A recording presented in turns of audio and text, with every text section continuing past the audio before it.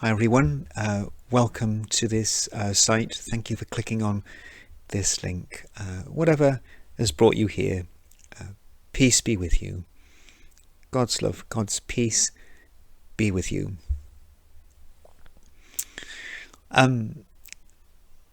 Just a few days ago, one of the great priests of the Church of England died, John Polkinghorne. John Polkinghorne was Professor of Theoretical Physics at Cambridge. Great scientists of our time. But in 1979 he horrified his colleagues by giving all of that up, and he started training for the priesthood, and he became an Anglican priest, and he became a curate, and then he became an incumbent of some small country church. And so, like, this former professor of theoretical physics at Cambridge spent a lot of his time doing the things that I do, PCC minutes and photocopiers and relighting the church boiler's pilot light. It makes me smile. What did he do that for? He was at the top of his academic profession, and he gave that up to become a parish priest in a little church. Unless a grain of wheat falls to the earth, the words in the gospel today of Jesus, something about giving things up or giving your heart and life away. And there's this strange spiritual chemistry at work, that when that happens, something even greater comes. Anyway, death. Thinking about that this week, because I've done what I always do this week, which is stand at a grave, stand next to a coffin. And I laid my hands over the coffin and commended a soul into God's hands. The oldest person I've buried was 107 years old. The youngest person I've buried? It's hard to say, because we do so many services for premature babies nowadays. So I couldn't say, but I've buried babies. Prenatal and postnatal. I've buried children, teenagers, young adults, middle-aged adults. I've buried very old adults. Buried some rich people, lots of poor people. Buried saints and sinners, believers and non-believers. You see, the Anglican Church in this country will pray a funeral rite for anyone. Why? Well, because death is so inclusive. Death is amazingly inclusive. Death doesn't exclude anyone. It welcomes brilliant minds like John Polkinghorne, and it welcomes people who make us laugh, people who make us cry. It will not discriminate against anyone. Death draws all people to itself. Is there anything more powerful? Is there anything more attractive and attracting and more radically inclusive? In our gospel for this Sunday, Jesus says, I,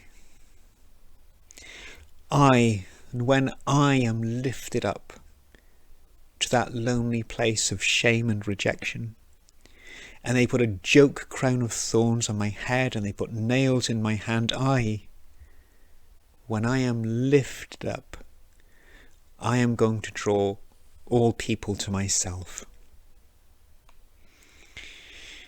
Another physicist, Stephen Hawking, said the force of gravity can pull into existence the building blocks of a universe.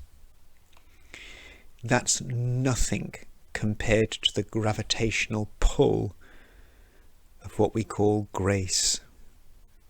You know grace. Grace, that stuff that's amazing.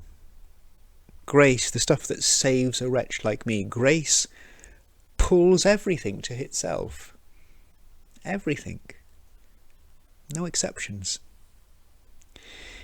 Death takes us all, but it can't hold us all, because Jesus says, I will draw all people to myself. The drawing power of grace is so much stronger and wider and deeper than death. Tears and grace. In 1838, the Cherokee tribe of Native Americans was herded off their reservation land like cattle, like they counted for nothing. And they had to march 1,000 miles to some other bit of wasteland the US government had set aside for them. And so many died that the Cherokee called that journey the Trail of Tears. And the Trail of Tears was so severe that the Cherokee often didn't even have time to bury their dead. So when somebody died, the Cherokee did the only thing they could. They stood around their loved one and sang one song. And what's the one song they sang? Amazing Grace. Amazing Grace is now the Cherokee national anthem. Because grace wants. Grace so wants everything and everyone. Jesus did not say, I will draw some people to myself, or I will draw good people to myself, or I will draw Christian people, or people who've said the sinner's prayer to myself. No, he just said, I will draw all people to myself. That's a very big all. And that's not hedged, it's not qualified, it's just there.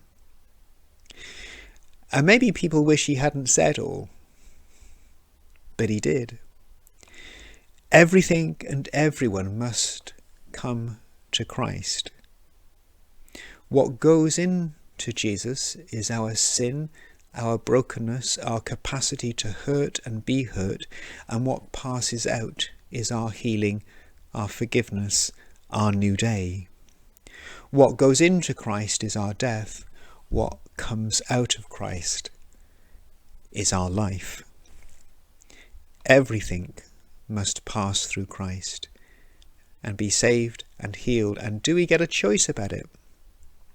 Now, your ego, especially if you're male, is not going to like this next bit. On the really big things in life, your ego is not in control. You don't get a choice if you're going to be born.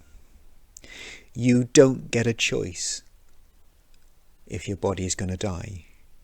You don't get a choice about being given love.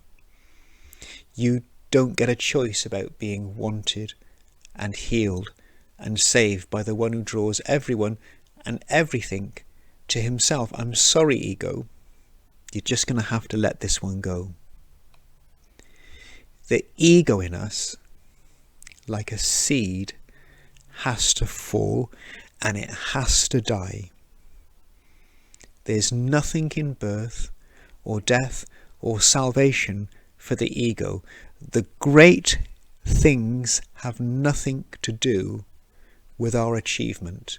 The really foundational things in our life and existence have nothing whatsoever to do with our worthiness, our goodness, and everything to do with our receiving and our letting go.